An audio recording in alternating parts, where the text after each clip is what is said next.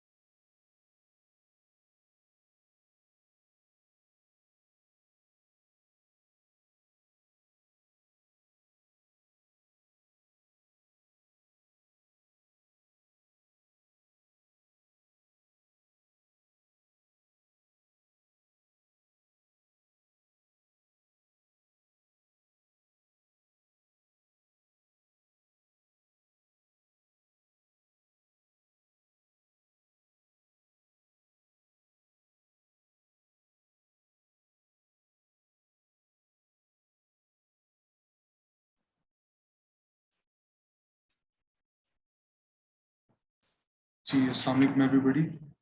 Welcome to today's class. जैसे कि आपको पता है, आज हमारी जेंडर स्टडीज़ की इंट्रोडक्टरी क्लास है, और आप में से कुछ लोग ऑलरेडी इनरोल्ड हैं क्लास में, और कुछ लोग एज अ गेस्ट अटेंड कर रहे हैं। So the ones you are those of you who are attending as a guest, आप देख सकते हैं इफ इट सूट्स यू और नॉट। और जो लोग ऑलरेडी इनरोल्ड हैं उनके लिए भी एक इंट्रोडक्शन होगा कि कैसे हम इसमें, इस कोर्स में किस तरह हम इसको लेके चलेंगे, क्या क्या टॉपिक्स कवर करेंगे। और जो फर्स्ट टॉपिक है वो भी हम आज कवर करेंगे। तो let's start.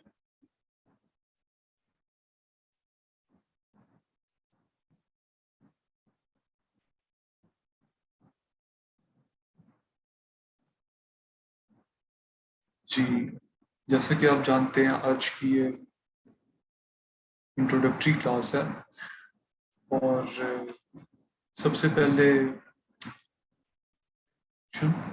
those of you who don't know me, my name is Malik Bedar Bakht and I'm got 31st position in CSS 2021 and Alhamdulillah I got a background is that I'm from LUMS. I did my bachelor's from LUMS. So that is from my side. अच्छा, सबसे पहले तो question ये raise होता है, specially आप में से वो लोग जो 2023 की अटेम्प्ट के लिए जा रहे हैं या जिन लोगों ने ऑलरेडी भी जेंडर स्टडीज ऑप्ट किया हुआ है और they are unsure whether they have chosen the right optional और नॉट, कि why you should choose gender studies as an optional. ठीक है, तो मेरे लिए तो ये बहुत एक अच्छा सब्जेक्ट है and I have 7 reasons why it is a good subject to have as an optional. सबसे पहली रीजन कि gender studies is an easy subject. ये कोई रॉकेट साइंस नहीं है, ये एक इजी सब्जेक्ट है। कोई भी बंदा थोड़ी सी मेहनत से इसको इजीली ग्रास्प कर सकता है। ठीक है, नंबर 2 रीजन उसकी ये है कि इसका सिलेबस बहुत शॉर्ट है, so it can be covered in very short amount of time. ठीक है, तीसरी reason why you should opt gender studies as an optional वो ये है कि it is high scoring. Most of my friends have score in the 60s and 70s। ठीक है, तो इस वजह से ये देखिए काफ़ी हाई स्कोरिंग है। इसके अपोजिट अगर आप देखें सोशियोलॉजी, उसके इतने अच्छे मार्क्स नहीं आते और बाकी सब्जेक्ट्स भी कुछ ऐसे हैं जैसे यूएस हिस्ट्री, उनके इतने अच्छे मार्क्स नहीं आते। सो इसमें you have the potential to score high. चौथी रीजन ये है कि I personally I had no background in gender studies. तो अगर मेरा बैकग्राउंड नहीं था और मैंने भी क्वाइट गुड स्कोर कर लिया तो आप भी इसमें से अच्छा स्कोर कर सकते हैं without any background. So that is why you should have it as your optional. उसके बाद पांचवी रीजन ये है कि it is higher scoring than environmental science. आमतौर पे बच्चे इसमें कंफ्यूज होते हैं कि whether they should opt environmental science और जेंडर स्टडीज। हालांकि मेरा अपना थोड़ा साइंसेस का बैकग्राउंड है और फिर भी मैंने जेंडर स्टडीज ऑप्ट की क्योंकि ये उससे हायर स्कोरिंग भी है, इजी भी है, इंटरेस्टिंग भी है। So it is preferable to environmental science, so that is another point in favour of it. उसके बाद छठी रीजन ये है कि it overlaps with political science and sociology. तो आप में से जिन लोगों के ये दो सब्जेक्ट्स हैं उनके लिए तो ये बहुत ही ज्यादा आइडियल सब्जेक्ट है क्योंकि काफी ज्यादा इसके कॉन्सेप्ट्स और थ्योरीज उन दोनों के साथ ओवरलैप करती हैं। तो आपका सिलेबस भी काफी ज्यादा शॉर्ट हो जाएगा और आपको वो कॉन्सेप्ट्स इधर हेल्प करेंगे और यहाँ के कॉन्सेप्ट्स उन दो सब्जेक्ट्स में भी आपको हेल्प करेंगे। सातवीं रीजन ये है कि it is a very interesting subject. इसमें मतलब आप बोर नहीं होते और बड़ी इंटरेस्टिंग थ्योरीज हैं, कॉन्सेप्ट्स हैं जिससे आपको रियल वर्ल्ड, जैसे आजकल फेमिनिज्म मूवमेंट्स चल रही हैं वर्ल्ड में, यूएस में फेमिनिस्ट मूवमेंट्स चल रही हैं, पाकिस्तान में औरत मार्च होता है हर साल, 8 मार्च को आई थी। तो वो भी आपको उनके बिहाइंड जो लॉजिक है, जो थ्योरी है, जो थ्योरेटिकल फ्रेमवर्क है वो आपको समझ आता है। तो आजकल की सोसाइटी भी आपको it makes more sense to you. ठीक है, so that is another reason for opting it. आपने कहा कि ठीक है हमने ऑप्ट तो कर लिया, हम आपसे ये कोर्स क्यों लें, हम तो ये खुद भी प्रिपेयर कर सकते हैं। उसकी वजह ये है कि अच्छा सॉरी, थोड़ा सा मैंने ये पाक अफेयर्स वाला आ गया। जेंडर स्टडीज में आई हैड 60। आवाज नहीं आ रही क्या? बाकी लोगों को भी मेरी आवाज आ रही है या नहीं आ रही?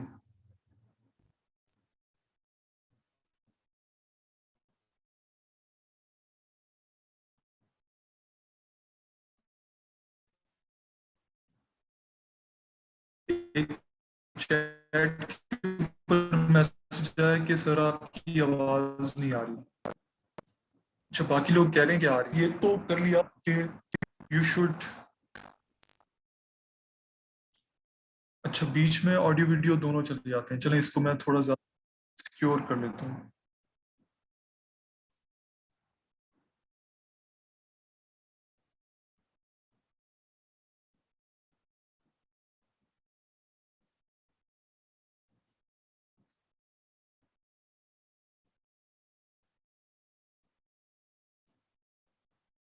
Just give me one moment, इसको मैं एक और नेटवर्क के साथ कनेक्ट करता हूँ जो ज़्यादा स्टेबल होगा।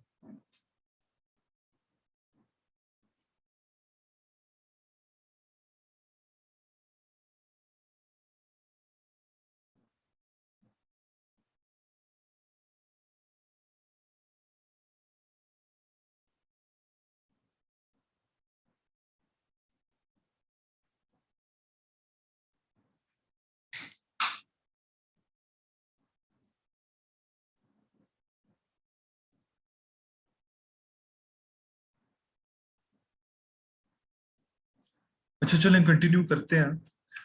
कनेक्शन को भी मैं ट्राई करता हूँ कि साथ साथ स्टेबल हो जाए। मैं ये कह रहा था कि why you should take this course from me. या आप ये भी सोच सकते हैं कि हम ये खुद भी प्रिपेयर कर सकते हैं। उसकी रीज़न ये है कि why you should take this course from me is that I had 68 in gender studies, तो which is a pretty good score. और बहुत कम लोगों की इससे ज़्यादा स्कोर आए, so that is a quite good score अल्हम्दुलिल्लाह।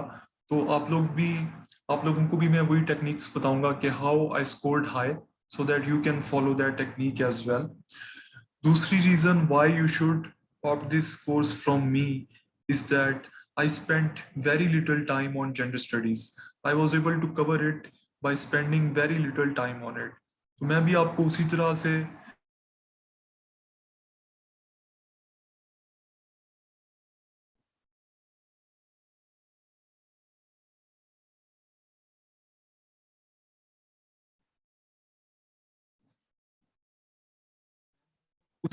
टिप्स एंड टेक्निक्स बताऊंगा, जिससे आप भी इसको बहुत कम टाइम में अच्छे तरीके से कवर कर सकते हैं। So that is the second reason why you should opt this course from me. ठीक हो गया। अब इसके बाद हम इसका जनरल सिलेबस ओवरव्यू लेते हैं कि इस कोर्स में हम क्या क्या कवर करेंगे। सबसे पहले ये जो है इंट्रोडक्शन टू जेंडर स्टडीज, ये हम बिल्कुल कवर करेंगे। ये सारा introduction to gender studies, difference between gender and women studies, multidisciplinary nature of gender studies, autonomy versus integration debate in gender studies, और status of gender studies in Pakistan.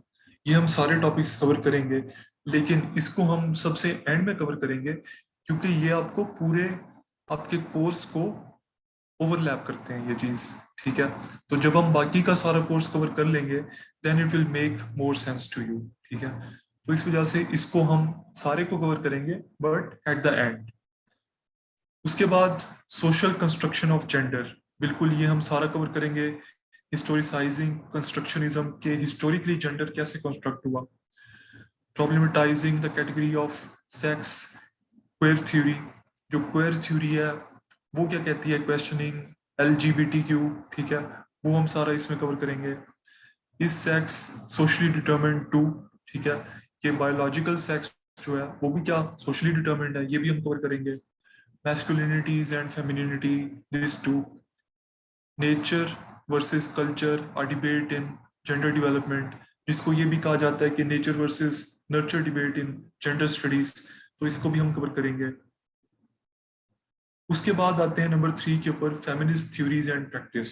ये हम इनमें इनमें से भी हम मेजॉरिटी करेंगे। व्हाट इज फेमिनिज्म, ये हम कवर करेंगे। लिबरल भी कवर करेंगे, रेडिकल, मार्क्सिस्ट, सोशलिस्ट भी। साइको एनालिटिकल हम स्किप करेंगे।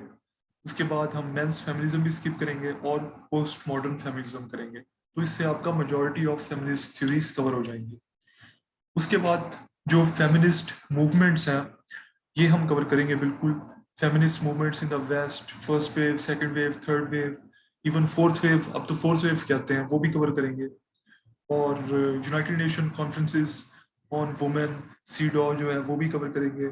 और फेमिनिस्ट मूवमेंट्स इन पाकिस्तान के थ्रू आउट हिस्ट्री जो है 1947 से लेके अब तक क्या मेजर डेवलपमेंट्स रही, कैसे पहले all Pakistan women's association form हुई, बेगम राना लियाकत अली खान ने फॉर्म की।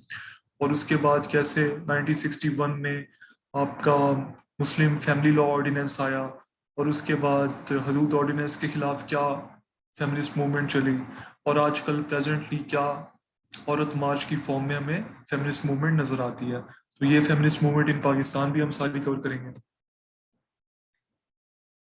उसके बाद ये वाला भी हम सारा मेजर टॉपिक कवर करेंगे कि इसमें स्पेशली ये जो है gender analysis of development theories, modernisation theory, world system theory, development theory, structural functionalism, ये हम सारी कवर करेंगे। उसके बाद डेवलपमेंट अप्रोचेस जो हैं जेंडर्स के लिए, women in development, women and development, gender and development, ये विड वैट गैड, ये सारे हम कवर करेंगे। उसके बाद ग्लोबलाइजेशन एंड जेंडर, ये टॉपिक भी हम कवर करेंगे। उसके बाद ये वाला जो मेन टॉपिक है, status of women in Pakistan, ये भी हम सारा कवर करेंगे। स्टेटस ऑफ वुमेन्स हेल्थ इन पाकिस्तान और status of women in education, ये दो जो है ना, ये वाले दो हम कवर करेंगे। बाकी जो वुमेन एंड एम्प्लॉयमेंट और वुमेन एंड लॉ, इसके ऊपर एज सच क्वेश्चन नहीं आता, तो हम ये इसमें से फर्स्ट टू कवर करेंगे। उसके बाद इसमें से भी हम ये सफ्रेजिस्ट मूवमेंट कवर करेंगे, ठीक है। जेंडर इश्यूज, ये वुमेन की पॉलिटिक्स में जो उनको इश्यूज फेस करने पड़ते हैं, ये हम इसको एक ओवरव्यू इसका लेंगे। और impact of political quota, gender quota debate in Pakistan, ये अच्छी तरह से करेंगे। उसके बाद जेंडर बेस्ड वायलेंस की बात आती है, तो इसमें हम इसको प्रॉपर डिफाइन भी करेंगे, थ्योरीज भी देखेंगे, स्ट्रक्चरल और डायरेक्ट फॉर्म्स भी देखेंगे सेपरेटली, और strategies to eliminate violence against women, ये भी हम सेपरेटली इसके ऊपर लेक्चर करेंगे, ठीक है। उसके बाद केस स्टडीज ऑफ मुख्तारा माई भी हम करेंगे, मलाला यूसुफजई भी, और शर्मीन उबैद चुनॉई, ये तीनों करेंगे, ठीक है। सो आप देखिए, आपका एटलीस्ट 80% ऑफ द सिलेबस आपका इसमें कवर होगा।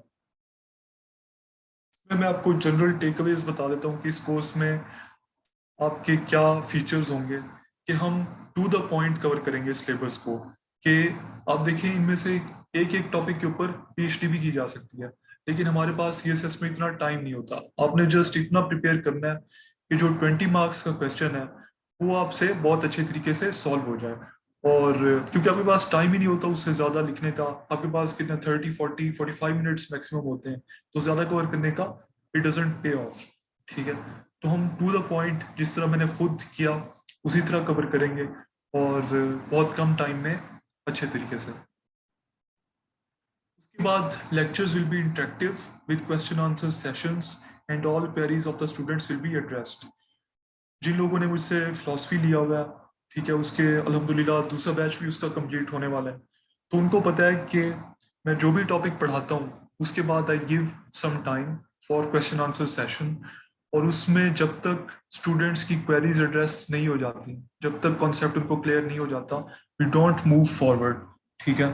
तो इस तरह आप लोगों की सब क्वेरीज एड्रेस करेंगे, और जब वो एड्रेस होंगी then only we will move on to the next topic, ठीक है।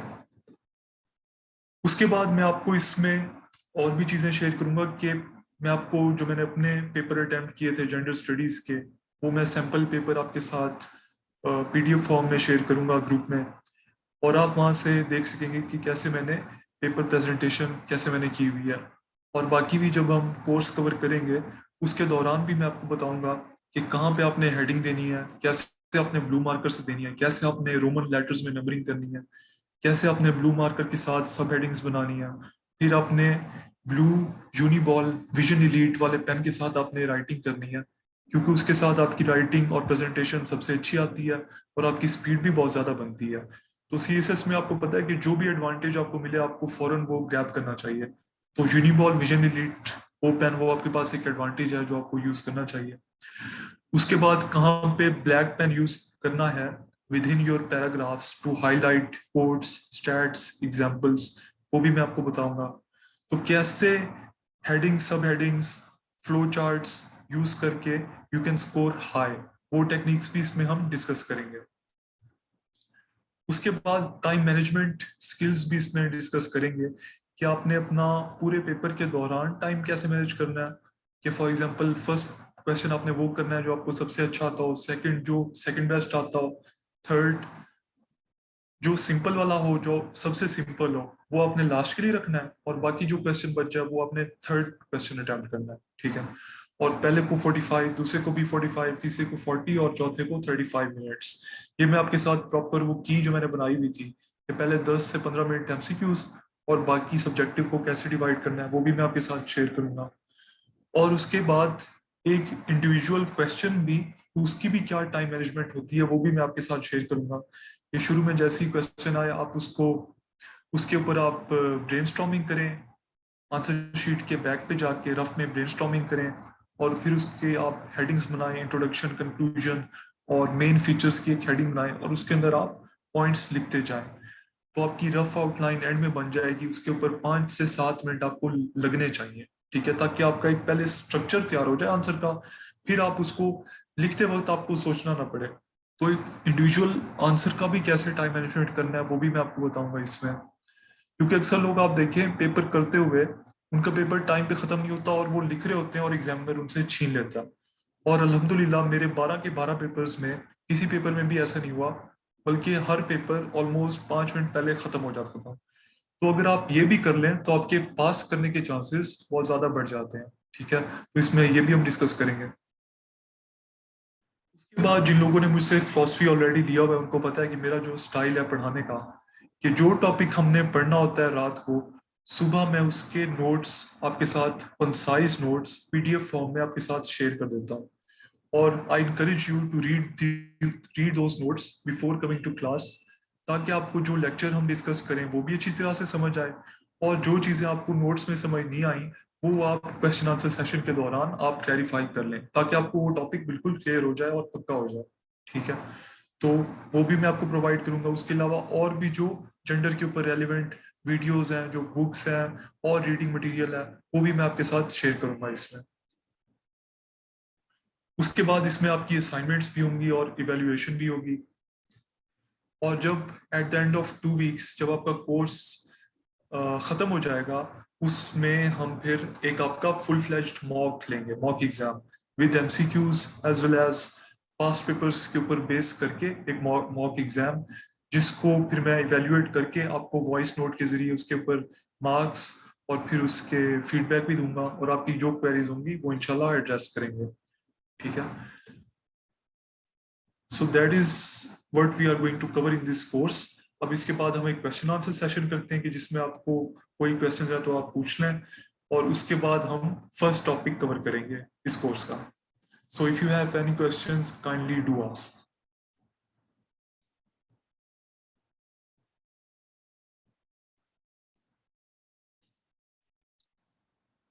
आप अपना हैंड रेस कर सकते हैं, चैट मेरे लिए देखना थोड़ा मुश्किल हो जाती है, अगर आप हैंड रेस कर दें तो I can unmute you and you can ask the question.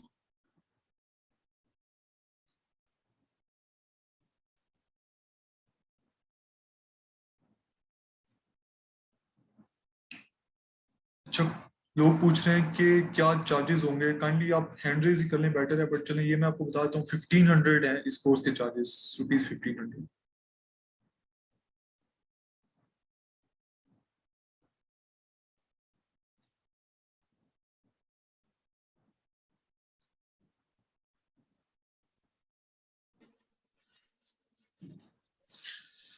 इतने कम टाइम में ये कोर्स कवर हो जाएगा? मतलब ये तो बहुत ज्यादा टॉपिक्स हैं। जी बिल्कुल कवर हो जाएगा। और मैंने भी इसी तरह इसी टाइम में किया था। और जब मैंने फिलोसफी का बैच स्टार्ट किया तब भी लोगों को यही कंसर्न्स थी कि क्या ये कवर हो जाएगा, और वो भी अल्लाह का शुक्र है, at the end of that course all of my students were really happy कि बहुत अच्छा कवर हो गया। तो इंशाल्लाह इसमें भी आपको वैसे ही अच्छा कवर हो जाएगा, बेफिक्र हो जाए। अच्छा, अगर आपके और कोई क्वेश्चंस हैं तो काइंडली हैंड रेस कर दें और वी कैन आंसर दोस।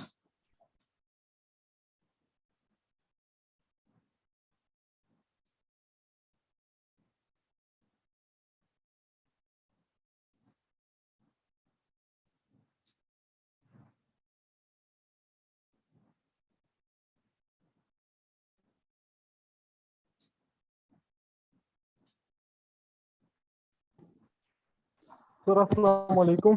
वालेकुम अस्सलाम।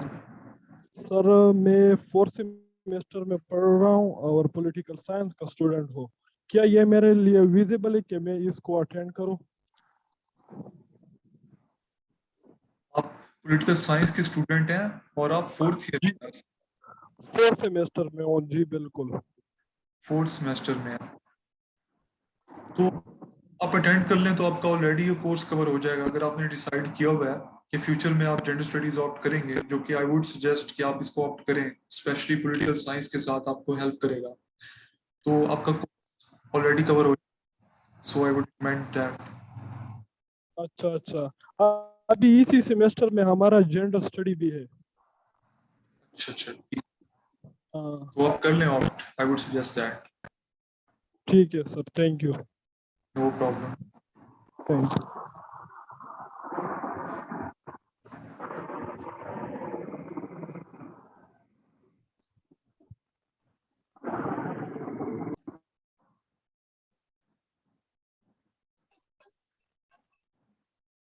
हेलो सर, अस्सलाम वालेकुम।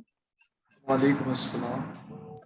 आई hope you are doing well. Sir, मेरा क्वेश्चन ये था कि जेंडर स्टडीज जो है एज अ सोशोलॉजी के साथ भी ओवरलैप करता है, क्योंकि एज अ साइड मैंने सोशोलॉजी भी अपना ऑप्शनल रखा है और मेरी जो है 2023 में अटेम्प्ट है होपफुली।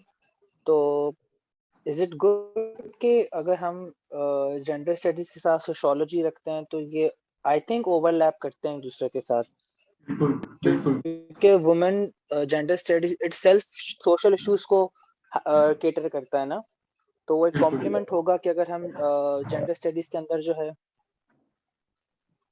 बिल्कुल बहुत ज़्यादा कॉम्प्लीमेंट होगा। और आपकी जो सोशोलॉजी की थ्योरीज हैं वो आपको इसमें बहुत ज़्यादा हेल्प करेंगी, और इसमें भी जो आप थ्योरीज लर्न करेंगे वो आपको सोशोलॉजी में भी हेल्प करेंगी। तो ये बहुत अच्छा आपका कॉम्प्लीमेंट हो जाएगा। मेरे भी साथ सोशोलॉजी भी था, तो मुझे दोनों सब्जेक्ट्स में बहुत फ़ायदा हुआ इस चीज़ का।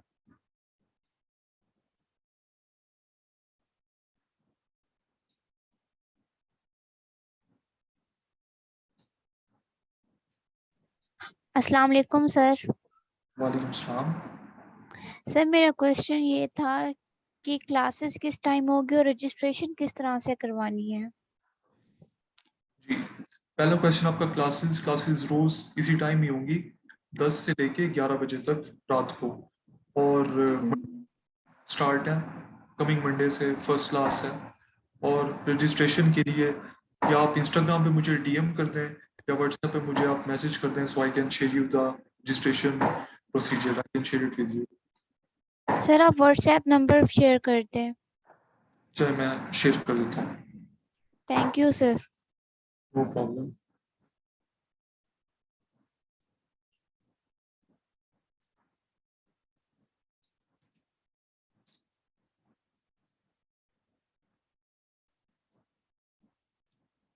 ये मैंने आपके साथ व्हाट्सएप शेयर कर दिया। ठीक है, अब मेरे ख्याल से जो हैंड्स रेज्ड हैं ये मेरे ख्याल से पहले से हैं, सो आई थिंक आपकी क्वेरीज एड्रेस हो गई हैं। तो the our first topic for today. So yeah, let's start our first topic.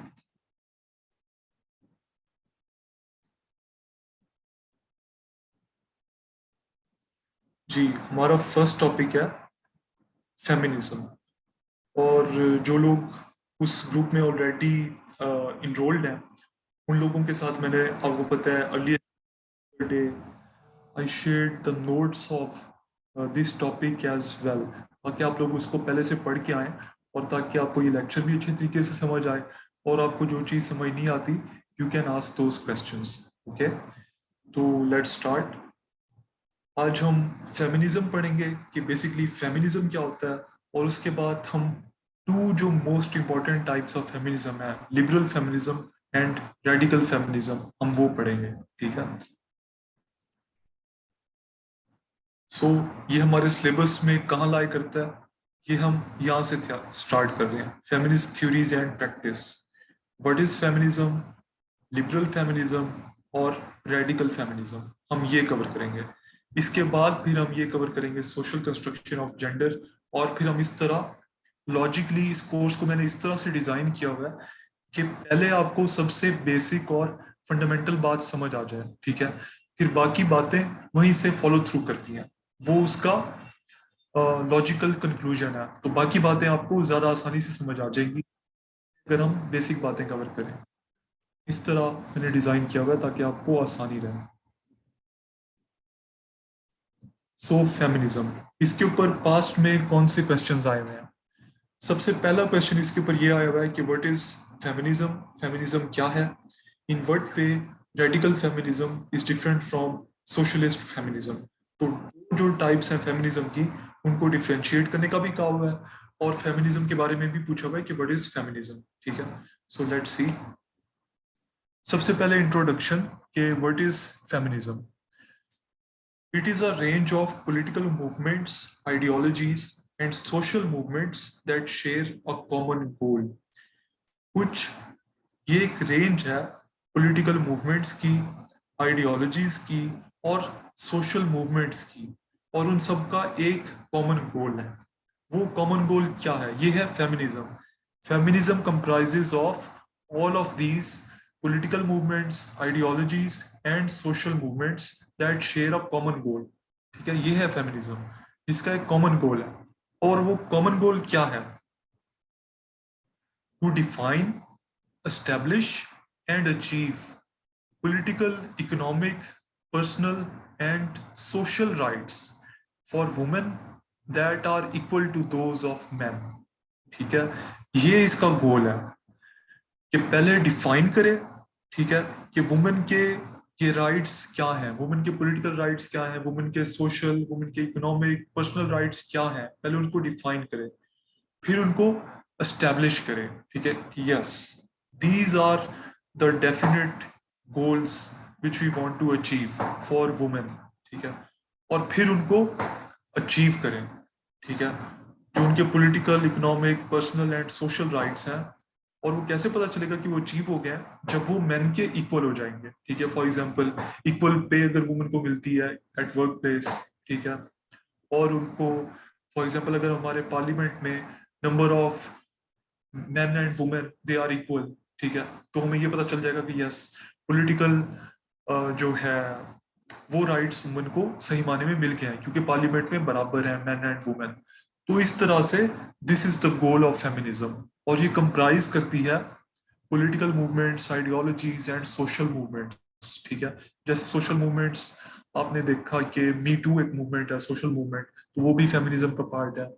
जैसे आपने देखा औरत मार्च पाकिस्तान में हर साल होता है, वो एक सोशल मूवमेंट है, वो भी इसका पार्ट है, ठीक है। So all of these are part of feminism. उसके बाद feminism campaign for women's rights, इसने वुमेन के राइट्स के लिए कैंपेन किया। कौन से rights? Right to work, right to vote, work, fair wages, maternity leave, ये जो राइट्स हैं इसके लिए फेमिनिज्म ने कैंपेन किया। राइट टू वोट आपको पता है जो फर्स्ट वेव ऑफ फेमिनिज्म थी, जो सफ्रेजिस्ट मूवमेंट थी, उसके रिजल्ट में मिला। वर्क, फेयर वेजेस और मैटरनिटी लीव, ये आपको ज्यादातर सेकंड फेमिनिस्ट वेव के, आपको सेकंड वेव ऑफ फेमिनिज्म के एंड में आपको ये चीजें नजर आती हैं कि वो मैंने ये अचीव की, ठीक है। और उसके बाद protection from rape, sexual harassment, domestic violence, ये जो चीजें हैं ये ज्यादातर उसमें आप फॉल करती हैं थर्ड वेव ऑफ फेमिनिज्म में, ठीक है, वो इन इश्यूज को डील करता है, ठीक है। और फेमिनिज्म एज अ होल इन सब चीजों के लिए कैंपेन करती है, work, vote, fair wages, maternity leave etcetera, ठीक है, for women. Generally credited universally for having achieved women's suffrage, जो वुमेन की सफरेज अचीव हुई थी 1920 में यूएस में, ठीक है, वो उसका क्रेडिट भी फेमिनिज्म को जाता है कि through feminism it was achieved, women's right to vote, suffrage कहते हैं राइट टू वोट, वो इस तरह अचीव हुई थी।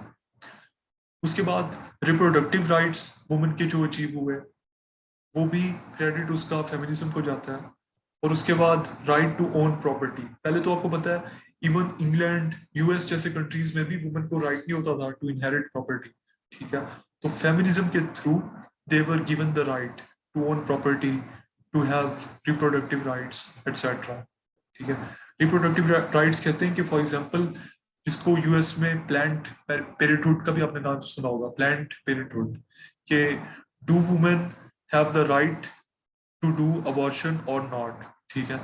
तो ये भी उनको रिप्रोडक्टिव राइट्स मिल गए थे during second wave of feminism, जो कि बहुत एक लैंडमार्क यूएस में जजमेंट है, रो वर्सेस वेड इन 1974 और 3 आई थी, ठीक है। तो ये सारा क्रेडिट भी फेमिनिज्म को जाता है। So this is generally what is feminism. उसके बाद फेमिनिस्ट थ्योरी क्या है, ठीक है। It emerged from feminist movements, ठीक है। जो फेमिनिस्ट मूवमेंट्स हम पढ़ेंगे नेक्स्ट लेक्चर में, first wave of feminism, second wave, third wave, fourth wave, वहां से ये फेमिनिस्ट थ्योरी इमर्ज की, पहली बात। दूसरी बात, it aims to understand the nature of gender inequality by examining women's social roles and lived experiences. ये ट्राई करती है, एम करती है to understand the nature of gender inequality, कि जेंडर इनइक्वालिटी तो है, जेंडर डिस्क्रिमिनेशन तो दुनिया में एग्जिस्ट करती है, आपको हर जगह नजर आती है। कि पार्लियामेंट में फॉर एग्जांपल देखें, पाकिस्तान में वुमेन बहुत कम है as compare to man. Civil service में देखें कि women are around a quarter of man. इस साल फॉर एग्जांपल 2207 लोग इलेक्ट हुए और अराउंड 70 उनमें वुमेन थी, ठीक है। तो वहां पे भी इनइक्वालिटी है। तो जेंडर डिस्क्रिमिनेशन या इनइक्वालिटी एग्जिस्ट करती है। Feminist theory it tries to understand the nature of that gender inequality, that gender discrimination, ठीक है, by examining women's social roles and lived experiences. किस तरह ये अंडरस्टैंड करने की कोशिश करती है कि वुमेन के जो रोल्स हैं वो आइडेंटिफाई करें। फॉर एग्जांपल आप देखें, रूरल एरियाज में वुमेन को समझा जाता है कि घर की चार दीवारी के अंदर उनका एक रोल है, that is their social role, ठीक है। और लिव्ड एक्सपीरियंसेस वो आप देखें कि फॉर एग्जांपल पाकिस्तान में काफ़ी ज़्यादा ऑनर किलिंग्स और इस तरह के भी इश्यूज हैं जो वुमेन एक्सपीरियंस करती हैं। तो इसके through feminist theory it tries to understand the nature of gender inequality, ठीक है। उसके बाद it developed theories in a variety of disciplines in order to respond to issues concerning genders. अब इसने डिफरेंट जो डिसिप्लिन्स थे, एकेडमिक डिसिप्लिन्स, उन सब में इसने थ्योरीज डेवलप की, उन सब की मदद से इसने थ्योरीज डेवलप की in order to respond to issues concerning genders. ये जेंडर रिलेटेड जो भी इश्यूज हैं उनको रिस्पॉन्ड किया जाए। तो काफी सारे एकेडमिक डिसिप्लिन्स की इसने मदद ली, वहां से थ्योरीज बोरो की। For example political science, international relations, law, sociology, anthropology, literature, इन सब डिसिप्लिन्स से इसने थ्योरीज बोरो की in order to understand the nature of gender inequality, ठीक है। So this is basically what is feminism. आप जो इसकी मेन हेडिंग है ये आप देंगे ब्लू मार्कर के साथ, और उसके बाद बाकी ये जो पैराग्राफ्स हैं ये आप लिखेंगे blue Vision Elite Uniball pen के साथ। ये भी इसी तरह आप ब्लू मार्कर के साथ हेडिंग देंगे। उसके बाद आ जाते हैं इसकी फेमिनिज्म। हमने जनरली तो देखती कि वो क्या होती है, ठीक है, कि वो जेंडर इक्वालिटी एस्टेब्लिश करनी चाहती है, नेचर ऑफ जेंडर इनइक्वालिटी वो अंडरस्टैंड करना चाहती है, ठीक है। अब उसकी टाइप्स क्या है, फेमिनिज्म की बहुत सारी टाइप्स हैं। तो वो व्हाट आर दोस? सबसे जो मोस्ट इंपॉर्टेंट टाइप है, मोस्ट प्रोमिनेंट है, दैट इज लिबरल फेमिनिज्म, ठीक है। और it is associated with first wave of feminism, third wave of feminism. ये भी आपको पता होना चाहिए क्योंकि जब हम वेव्स पढ़ेंगे ताकि तब आप ये कनेक्शन ड्रॉ कर सकेंगे। यस, इसमें देखें लिबरल फेमिनिज्म ही यूज हो रही है। थर्ड वेव में फिर आप देखेंगे यस बिल्कुल इसमें लिबरल फेमिनिज्म यूज हो रही है, ठीक है। So it is associated with first and third wave. उसके बाद इसकी कोर थ्योरी क्या है? In other words, what are its principles? What are causes of gender discrimination according to this theory, this feminist theory, liberal feminism?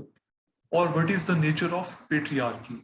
Patriarchy कहते हैं जो हमारी male dominated society है। अगर हमारी सोसाइटी फीमेल डोमिनेटेड होती तो उसको हम मेट्रियार्की कहते हैं, एम से मेट्रियार्की। लेकिन क्योंकि ये मेल डोमिनेटेड है तो इसे पेट्रियार्की कहते हैं, ठीक है। तो इसमें हम पढ़ेंगे कि इस थ्योरी के मुताबिक, लिबरल फेमिनिज्म के मुताबिक, what are the causes of gender discrimination, ठीक है। कि जेंडर डिस्क्रिमिनेशन हमें दुनिया में जो नजर आती है वो क्यों है, ठीक है। अब ये थ्योरी आपको रीजंस देगी, कॉजेज देगी। सोसाइटी होल्ड्स फॉल्स और irrational belief that women are by nature less intellectually and physically capable than man. ये कहती है कि जेंडर डिस्क्रिमिनेशन की सबसे बड़ी वजह ये है कि सोसाइटी का ये जो रॉन्ग बिलीफ है कि women bye nature less intellectually और फिजिकली केपेबल है देन मैन, कि वो इंटेलेक्चुअली भी इंफीरियर है मैन से और फिजिकली भी वो इंफीरियर है मैन से।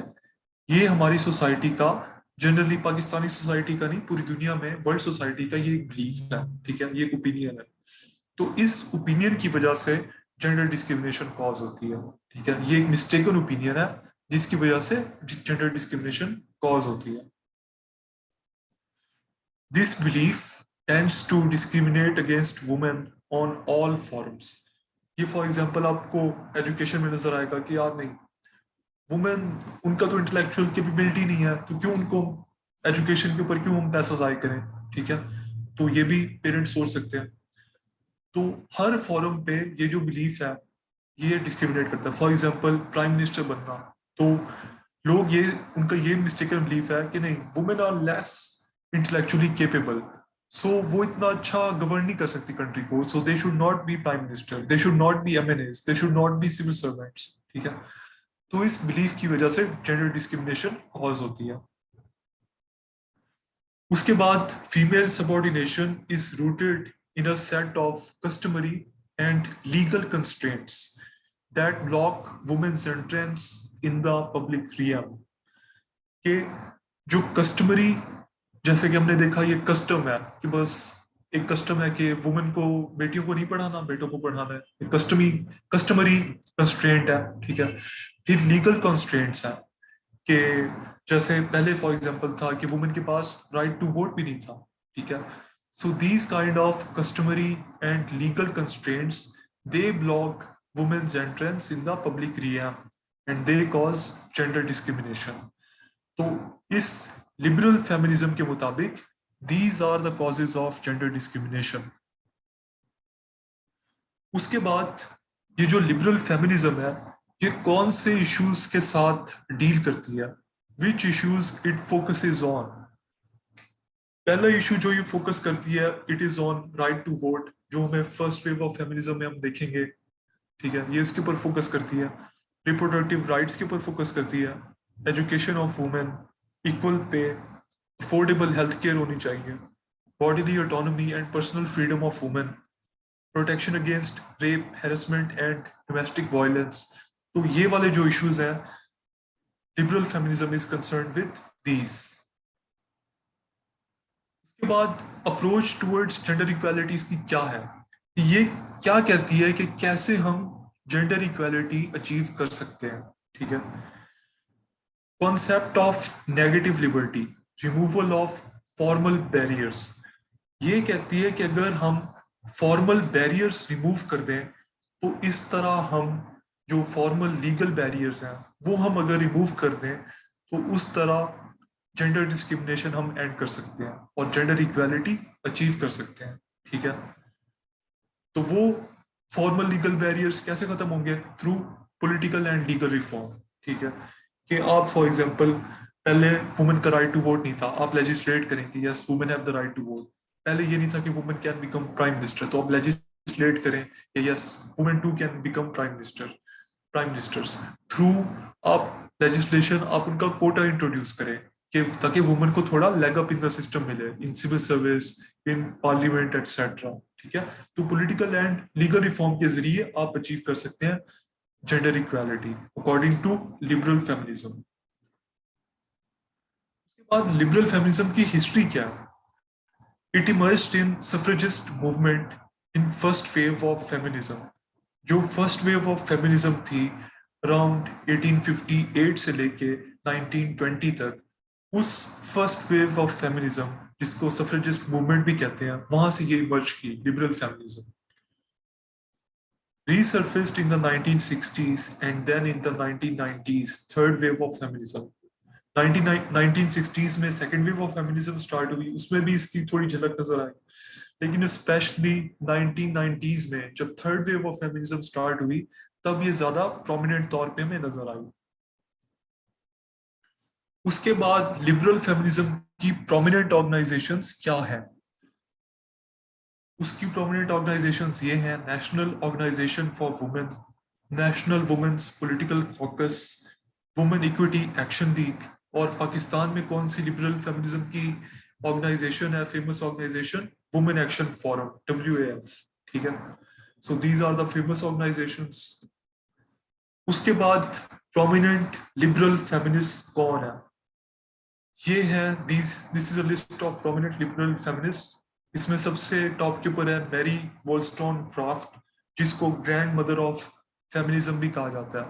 और उसकी जो बुक है indication of the rights of women, जो उसने 1972 में लिखी थी, 1792 में उसने लिखी थी.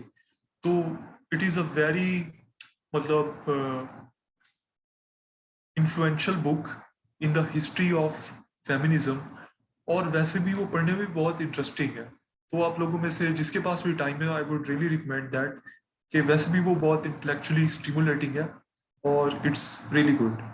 ठीक है. उसके बाद हैरियट टेलर थी, हैरियट टबमैन थी, जो आपको जिन लोगों की US हिस्ट्री है उनको पता होगा, जो अंडरग्राउंड रेल रोड थी उसमें इसका बहुत प्रोमिनेंट रोल था to help escape the slaves. ठीक है. उसके बाद एलेनोर रूजवेल्ट, जो कि Franklin D Roosevelt American president था, उसकी बीवी थी. And she is considered one of the best first ladies in the history of United States. तो वो भी लिबरल फेमिनिज्म को बहुत ज्यादा एडवोकेट करती थी. उसके बाद नेओमी वुल्फ है, इसकी रिसेंटली अराउंड 10 और 20 इयर्स अगो इसकी जो बुक है वो बहुत ज्यादा पॉपुलर हुई थी. उसके बाद हिलरी क्लिंटन है, आपको पता है कि वो भी ये जो फॉर्मल लीगल कल्चरल बैरियर्स हैं इनको क्लाइंब करके she tried to become president. वो जो बात होती है कि ग्लास सीलिंग को ब्रेक करना, ग्लास सीलिंग कहते हैं क्या कि वुमेन देख तो सकती हैं कि yes there is a possibility to become president, for example president of the United States. लेकिन जब वो ट्राई करती हैं तो उन्हें ऐसे समझे वो आसमान को रीच करने की ट्राई करती हैं, बट दे रियलाइज कि ग्लास है, there is a glass ceiling, they can not go above that. ठीक है. तो ये कॉन्सेप्ट है ग्लास सीलिंग का, and Hillary Clinton tried to challenge it. उसके बाद है शेरिल सैंडबर्ग, जो कि आपको पता है फेसबुक की आफ्टर मार्क जकरबर्ग सबसे इंपॉर्टेंट पर्सनैलिटी है, and she is also a liberal feminist. ठीक है. So these are prominent liberal feminist. उसके बाद इसके ऊपर हम क्रिटिक करेंगे कि इसमें क्या इसके नेगेटिव एस्पेक्ट्स हैं, क्या इसमें खामियां हैं. सबसे पहली बात यह कि इट इज इंडिविजुअलिस्टिक. ठीक है. Ignores the underlying social structures and values that disadvantage women. ठीक है. कि ये काफी इंडिविजुअलिस्टिक है, और जो अंडरलाइंग सोशल स्ट्रक्चर्स हैं जो कि वुमेन का जेंडर डिस्क्रिमिनेशन कॉज करते हैं, कि उनको इग्नोर कर देती है. ठीक है. Suffrage was insufficient for political empowerment, क्योंकि देखें ये से फोकस करती है पॉलिटिकल एंड लीगल रिफॉर्म. ठीक है. कल्चरल रिफॉर्म, कि कल्चरल जो मिस्टेकन ओपिनियंस है वो रिमूव बस कर दें. ठीक है. अब देखें जब से वुमेन की सफरेज अचीव हुई 1920 में, अभी तक US में फीमेल प्रेसिडेंट नहीं बनी. सो दैट शोज दैट सिर्फ लीगल बैरियर्स रिमूव करना is not sufficient to achieve gender discrimination. ठीक है. फिर ये बात करती है metamorphosis of women into man. ठीक है. ये डिस्टिंग्विश नहीं करती कि women are different than man, ये बस कहती है कि जेंडर डिस्क्रिमिनेशन इस तरह से एंड होगी कि वुमेन बिल्कुल मैन जैसी हो जाए, ठीक है, और उनकी वो लीगल बैरियर्स रिमूव कर दें और कल्चरल बैरियर्स रिमूव कर दें। तो एक तरह से ये वुमेन के लिए भी थोड़ा इंसल्टिंग है कि वो उनको मैन की तरह बनाने की कोशिश करे। उसके बाद इसका racist, classist and heterosexual past है, ठीक है, reflects the values of middle class white women, black feminists and post-colonial feminists।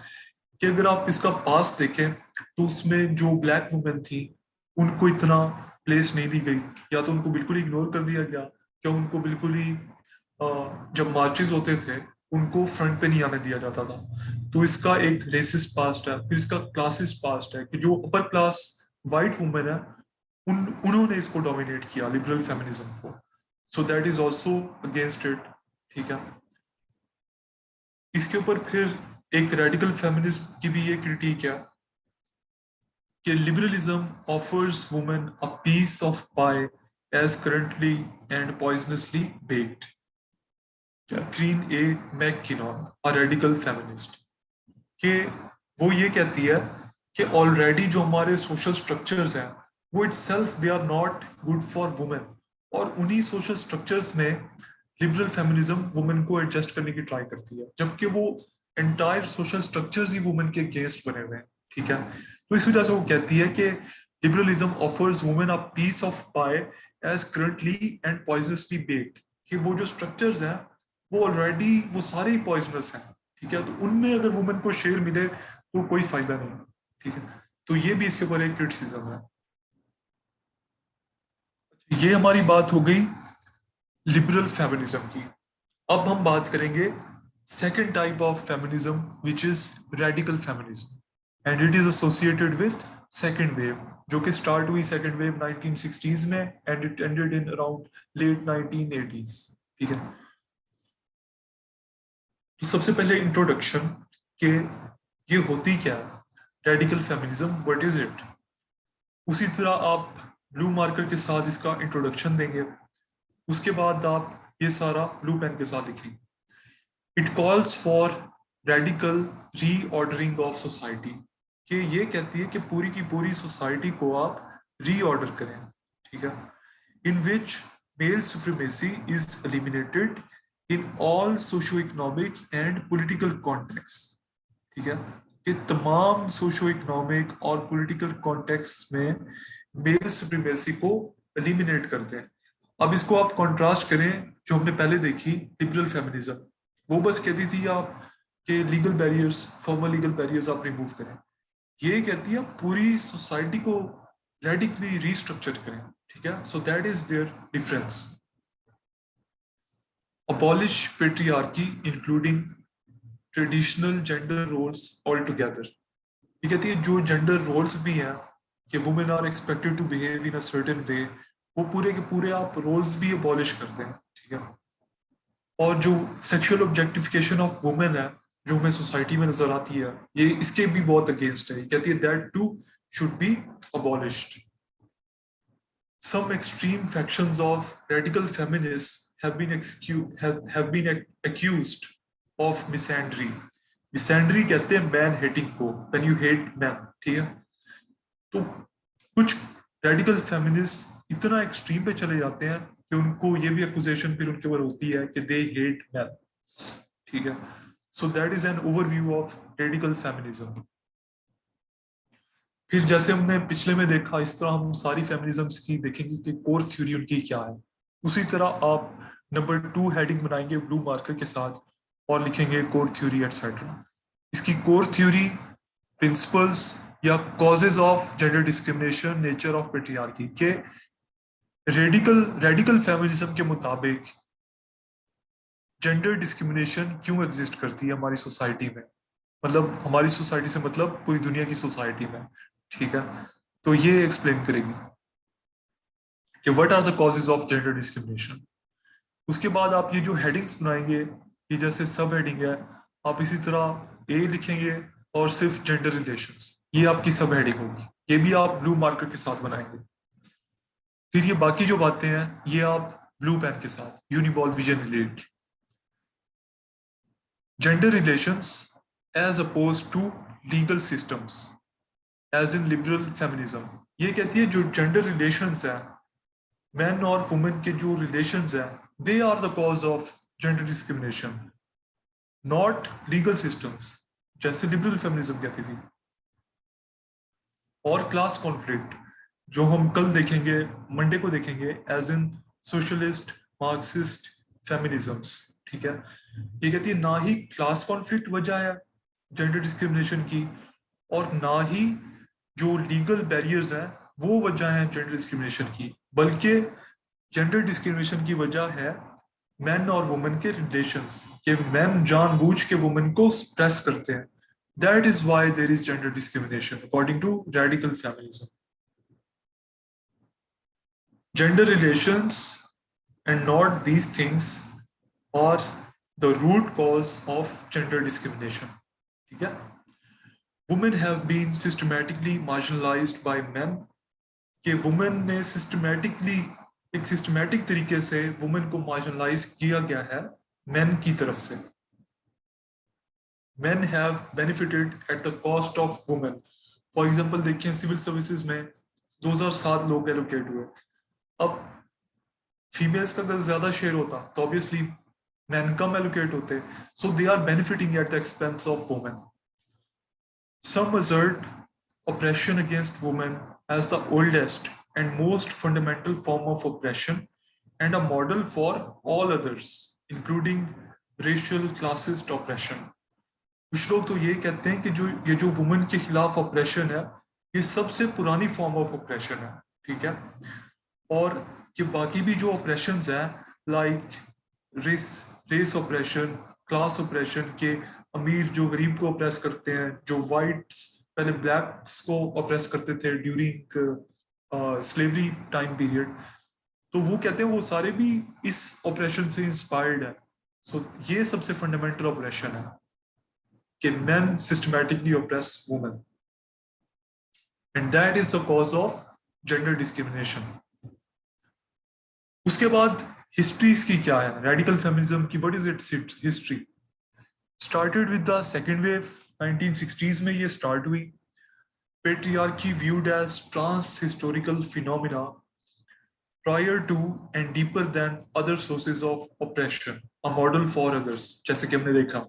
ठीक है, तो ये 1960s में ये स्टार्ट हुई, लेकिन ये कहती है कि सबसे पुरानी ऑपरेशन यही है, पूरे हिस्ट्री में सबसे पुरानी ऑपरेशन यही है कि हाउ मैन ऑपरेस वुमेन।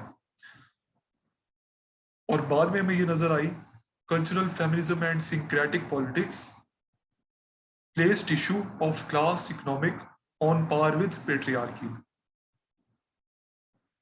ठीक है, तो ये कहती है कि ये जो क्लास है और जो इकोनॉमिक सिस्टम है, दे टू अलॉन्ग विद पेट्रियार्की, ये जो मैन ने ये जो सिस्टम्स क्रिएट किए हुए हैं, दे सिस्टमैटिकली ऑप्रेस वुमेन। ठीक है, उसके बाद what are the issues radical feminism deals with. Time थोड़ा सा ऊपर हो रहा है, लेकिन काइंडली बेयर विद मी, ये टॉपिक हम कवर कर लें। Elimination of traditional gender roles. सबसे पहला इशू ये जो कैटर करती है कि जो ट्रेडिशनल जेंडर रोल्स हैं वो आप उनको एलिमिनेट कर दें। फॉर एग्जांपल, एक जेंडर रोल है कि औरत को घर की चार दीवारी के अंदर होना चाहिए। ठीक है, सम पीपल, सम जो बैकवर्ड है हमारे एलिमेंट सोसाइटी के, वो ये बिलीव करते हैं। ठीक है, तो इसने कहा कि ये जो इस तरह के जेंडर रोल्स हैं उनको बिल्कुल आप एलिमिनेट कर दें। Opposing sexual objectification of women of all forms, कि हर तरह की sexual objectification उनकी end कर दी जाए, like pornography and prostitution. Abolition of conventional standards of beauty, कि जैसे आप देखें आपको ब्यूटी क्रीम्स में वुमेन की एडवर्टाइजमेंट नजर आती है, they show pretty women as standards of beauty. ठीक है, तो वो कहते हैं कि ये जो स्टैंडर्ड्स बना दिए गए हैं ब्यूटी के, ये भी वुमेन को ऑब्जेक्टिफाई करते हैं, सो दे टू शुड बी अबॉलिश्ड। उसके बाद सेक्सुअल पॉलिटिक्स, उसमें दो चीजें हैं कि कैसे पर्सनल इज पॉलिटिकल। ठीक है, कि इन्होंने कहा कि आप बेस्ड ऑन सेक्स, यानी कि biological sex man and women, उसकी बेस के ऊपर आप पॉलिटिक्स भी करें. Prostitution, for example. If prostitution is a free choice, why are the women with the fewest choices the ones most often found doing it? ठीक है, अब for example जो लिबरल फेमिनिस्ट हैं वो ये आर्ग्यू कर सकते हैं कि prostitution is a free choice, if some women opt for that then it's okay. लेकिन जो रेडिकल फेमिनिस्ट हैं वो कहते हैं कि फिर अगर ऐसी बात है, so how come only most of the women are found doing it rather than men? ठीक है, तो ये उनकी पर्सनल चॉइस नहीं है बल्कि इट्स अ पॉलिटिकल मैटर. इस वजह से सेक्सुअल पॉलिटिक्स. उसके बाद pornography. Production of pornography entails physical, psychological and economic coercion of women to model in it. It is abusive by its very nature, contribute to sexism by reducing women to mere receptacles and objects of sexual pleasure and abuse by women, objectification. तो ये कहते हैं कि pornography में भी women उनको degrade किया जाता है, so that too should be abolished. उसके बाद बात हुई स्टैंडर्ड्स ऑफ ब्यूटी की. ये बात करती है radical feminism about standards of beauty defined by patriarchal notions of attractiveness and perpetuated through patriarchal instruments of socialisation.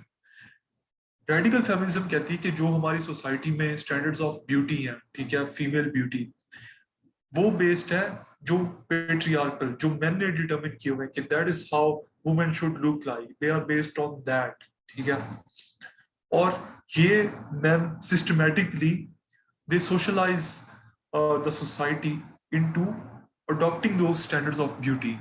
How do they socialize us? Through family, through mass media, through education system, through advertisement industry, dating and relationship practices. के family में भी आप देखें कि छोटी उम्र से ही बेटियों को जो डॉल्स हैं उनके साथ they are taught to play with dolls, they are a symbol of beauty. और जो बॉयज हैं उनको कहा जाता है कि they should play with guns and toy guns etcetera. ठीक है, मैस मीडिया में आप देखें आपको वुमेन, प्रिटी वुमेन शो की जाती हैं ड्रामाज में, मूवीज में. ठीक है, तो स्टैंडर्ड्स ऑफ ब्यूटी क्रिएट किए जाते हैं.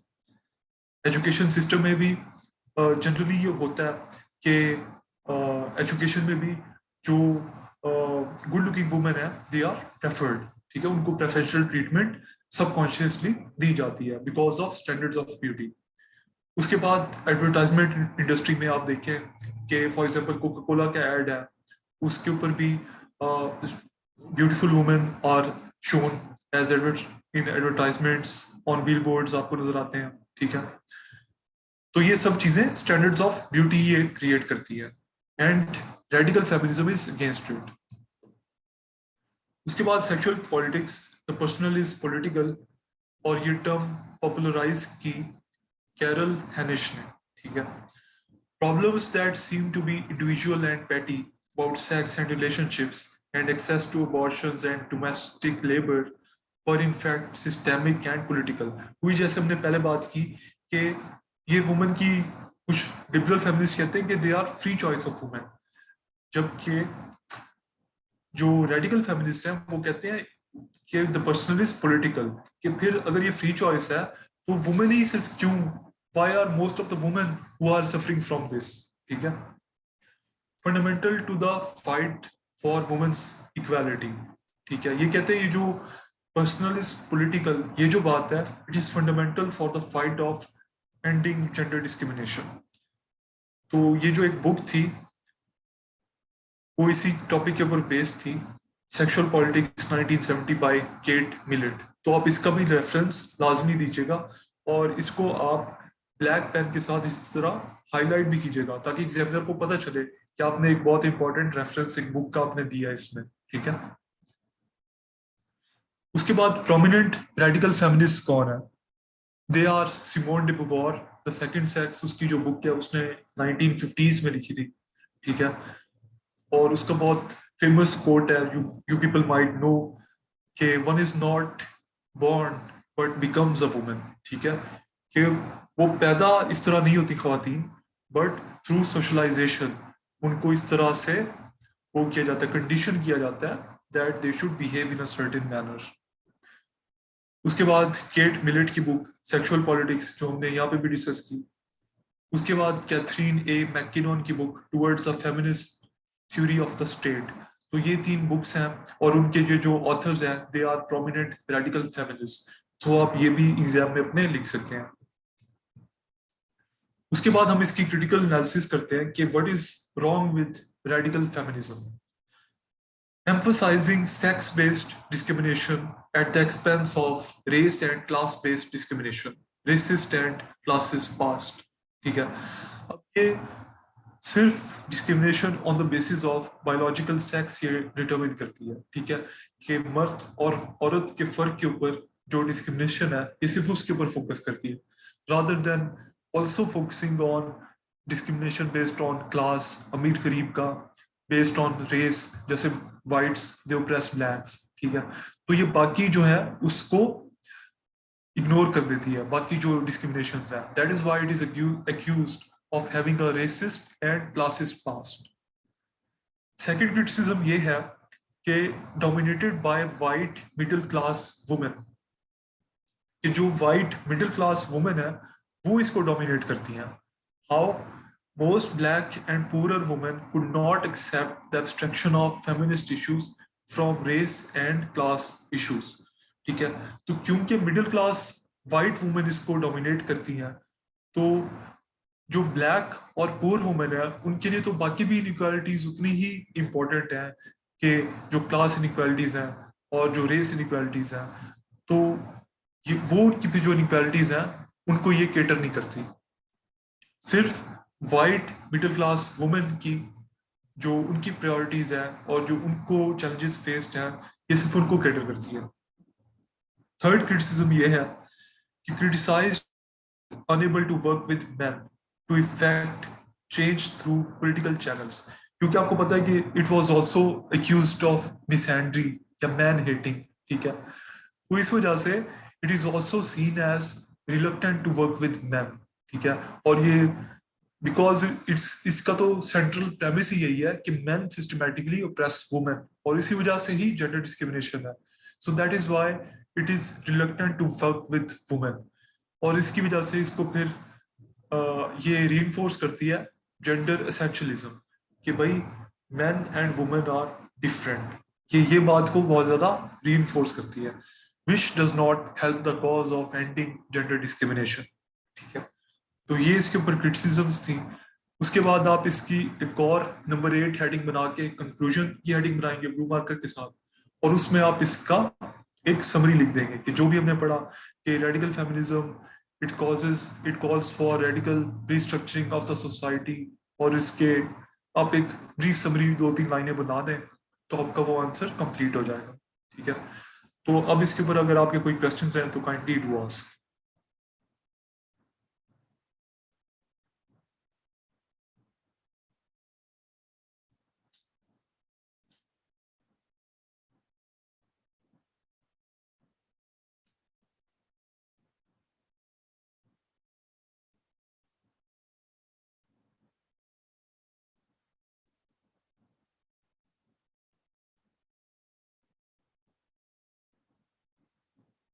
ये अब लोगों की शायद पहले से कुछ के हैंड्स रेज आ रहे हैं।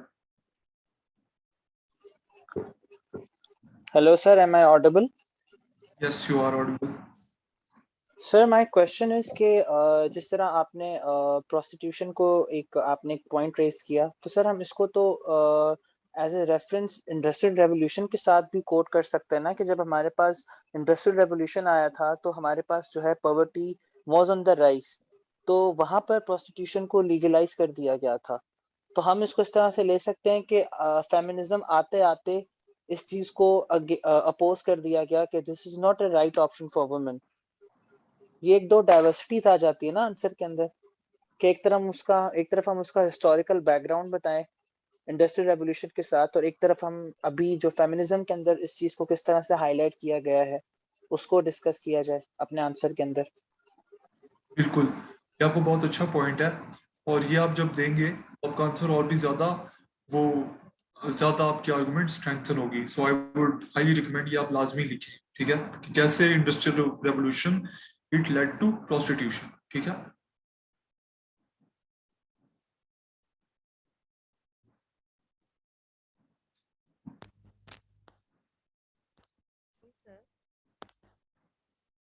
सर आपने प्रोमिनेंट लिबरल फेमिनिस्ट में बुक का नेम जी बताया। वालेकुम सलाम, आपकी आवाज़ बहुत कम आ रही है, सर अब आ रही है?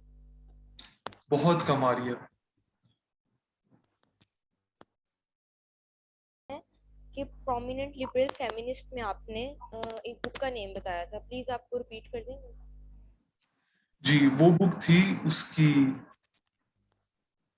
मैरी वोllstonecraft की अ विंडिकेशन, वी से vindication of the rights of women, ठीक है। और वो बहुत जबरदस्त बुक है, आप मेल हो या फीमेल, फॉर एनीवन वो पढ़ने से आपको बहुत ज़्यादा इनलाइटनमेंट मिलेगी। और उसकी जो ऑथर है मैरी वोllstonecraft, उसको लिबरल फेमिनिज्म की ग्रैंड मदर भी समझा जाता है। और मैरी वोllstonecraft की जो बेटी थी मैरी शेली, उसने ही वो बहुत फेमस नॉवल लिखा था फ्रैंकेनस्टाइन, ठीक है। सो वो भी उसकी बेटी थी, तो ये भी इसमें है। Thank you sir. Okay, thank you.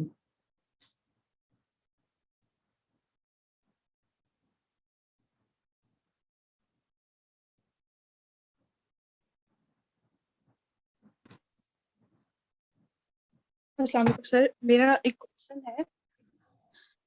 वो ये है कि जिस तरह आपने क्रिटिसिज्म में बताया कि ये जो रेडिकल फेमिनिस्ट हैं ये ज्यादातर जो इश्यूज जो एड्रेस करती हैं, ज्यादातर जो जिन प्रॉब्लम्स को वो है मिडिल क्लास वाइट वुमेन की। तो दूसरी तरफ आपने एक और पॉइंट भी बताया कि ये तो इस पे क्रिटिसिज्म है, ठीक है, लेकिन जो रेडिकल फेमिनिस्ट की जब बात कर रहे थे आप, तो उसमें जो प्रोस्टिट्यूशन वाला बिल्कुल पॉइंट है, मैं ये बता रही थी कि जहाँ एक बात हम ये कर रहे हैं कि ब्लैक वुमेन को बिल्कुल आउटकास्ट कर रहे हैं या ब्लैक्स को, तो उस टाइम अगर ब्लैक वुमेन जो हैं और black people they were enslaved, तो फिर जो प्रोस्टिट्यूशन वाला जो पॉइंट है उसको ये इस तरह से नहीं एड्रेस कर रहा कि they are forced into prostitution. तो आई थिंक फिर तो वो ब्लैक वुमेन के इश्यूज को भी एड्रेस करेगा ना। मतलब मैं थोड़ी सी क्लैरिटी इस पॉइंट पे चाह रही थी, मुझे समझ नहीं आया। जी, ये सिर्फ वुमेन का तो कहते हैं कि yes they are forced into prostitution, लेकिन ये मतलब ब्लैक वुमेन के अपने भी सेपरेट इश्यूज है कि how by virtue of being a black women, specially black, तो उनको और भी ज्यादा ऑप्रेस किया जाता है। तो ये जो चीज है, या स्पेशली अगर वो ब्लैक भी है और वो पुअर भी है, तो उनको और भी ज्यादा ऑप्रेशन फेस करनी पड़ती है। अब देखिए, अगर एक ब्लैक वुमेन है and she is also poor, तो ये डिस्टिंग्विश तो नहीं करेगी कि मैं अब अपना मैं because of discrimination that I am facing based on my race, उसको मैं इग्नोर कर दूं, और the discrimination I am facing based on my poverty उसको मैं इग्नोर कर दूं। उसके लिए तो वो भी इश्यूज उतना इंपॉर्टेंट है। लेकिन रेडिकल फेमिनिज्म उनको केटर नहीं करती, ठीक है। तो that is a criticism.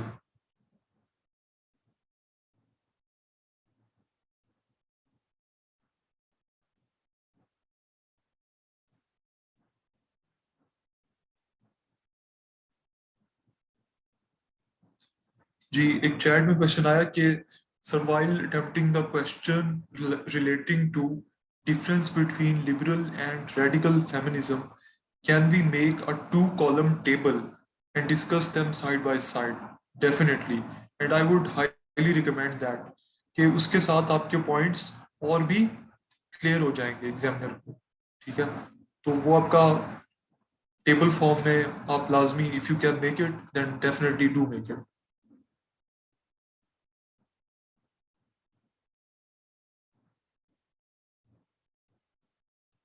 No problem. अच्छा, आपके और भी कोई अगर क्वेश्चंस हैं तो यू गाइस कैन आस्क। आज के लेक्चर में कोई बात आपको समझ ना आई हो, कोई जनरल बात, you can ask, otherwise we will call it a day. आज थोड़ा लेक्चर लंबा हो गया, जी थैंक यू शुमाइला, अगर आपको क्लियर हो गया गुड टू नो। और क्योंकि हमने शुरू में इंट्रोडक्टरी क्लास भी उसमें डिस्कस की, तो इसी तरह हम बाकी भी कवर करेंगे और इंशाल्लाह आपका ये बहुत अच्छा कवर हो जाएगा। और मैं रेगुलरली आपके साथ ये नोट्स भी जो मैं कंसाइज नोट्स बनाए हुए हैं टू द पॉइंट, वो भी आपके साथ ग्रुप में शेयर करूंगा ताकि you guys can address those as well. अस्सलाम वालेकुम वालेकुम सर। मेरा क्वेश्चन ये है कि आपने जैसे लास्ट टाइम हमें फिलोसफी के कुछ लिंक्स बताए थे और कुछ यूट्यूब चैनल्स बताए थे, तो इस बार जी जेंडर स्टडीज का है कोई अच्छा यूट्यूब चैनल क्या? जी बिल्कुल, जैसे मैंने फिलोसफी के आप लोगों को बताए थे उसी तरह जेंडर स्टडीज की भी मैं आपके साथ यूट्यूब वीडियोस भी शेयर करूंगा और बाकी भी उसके ऊपर जो ऑनलाइन रिसोर्सेज हैं वॉक्स के हैं और बाकी जो उसकी बुक्स हैं पीडीएफ फॉर्म में जो मेरे पास हैं वो भी मैं आपके साथ शेयर करूंगा इंशाल्लाह। ठीक है, सो ये आपने अच्छा पॉइंट उठाया, so that's good. So thank you so much guys, इंशाल्लाह मंडे को हमारी फर्स्ट क्लास होगी और इंशाल्लाह see you guys there. Thank you, अल्लाह हाफिज़।